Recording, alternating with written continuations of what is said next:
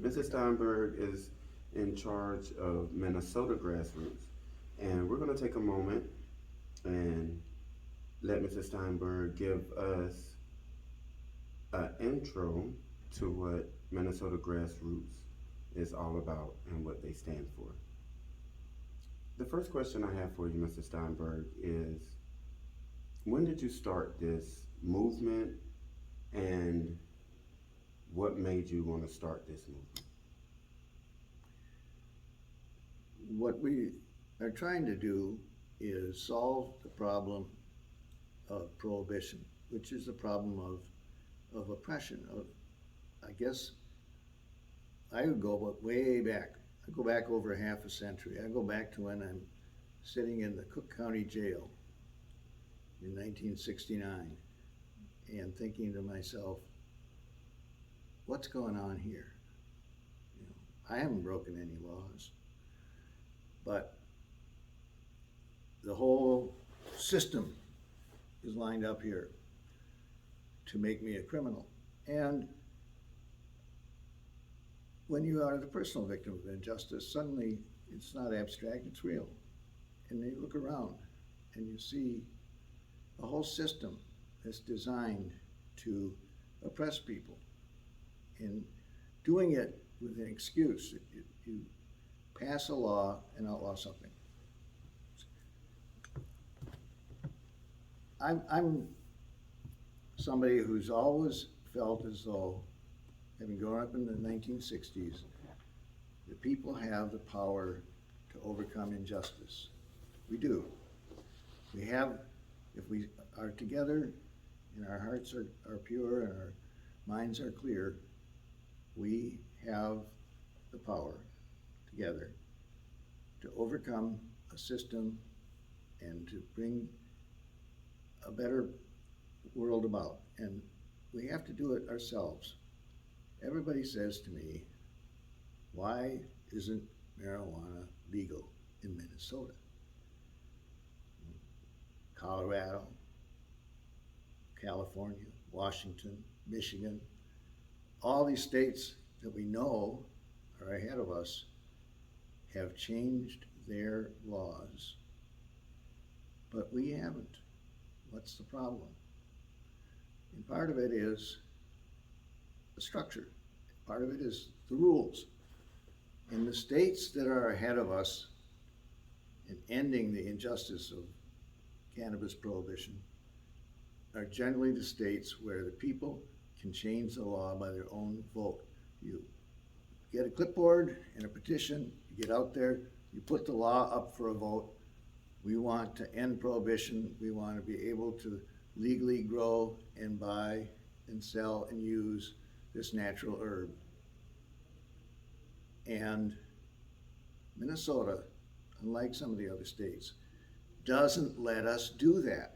We don't have, under our state constitution, the right to put a law up for a vote and change the law by our popular demand. Everything that changes our law in Minnesota has to go to St. Paul, to the state capitol, and get the approval of 201 elected lawmakers, called legislators, at the state capitol.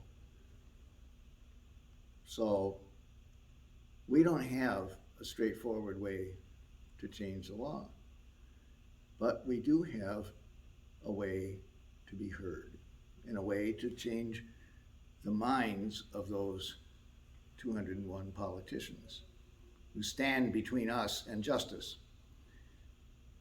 And that is by using our votes. And that is by, when we have the right to vote, making intelligent use of it. Know who's on our side, who's against us. When you go in and vote, you have a superpower that's shared with all the other ordinary people. And when we say grassroots, it's a word you'll hear a lot of politicians use when they're out talking about how they have support from the grassroots. Well, that's a word that just means this. It means the grassroots refers to the people that are the farthest away from the center of political power. And who could be further away from the center of political power than the ordinary person going about their business, trying to make a living and wanting to be able to enjoy a natural God-given herb such as cannabis sativa, cannabis indica. Well, but we can talk about, and we will talk about, the history of why the laws were passed to criminalize this herb.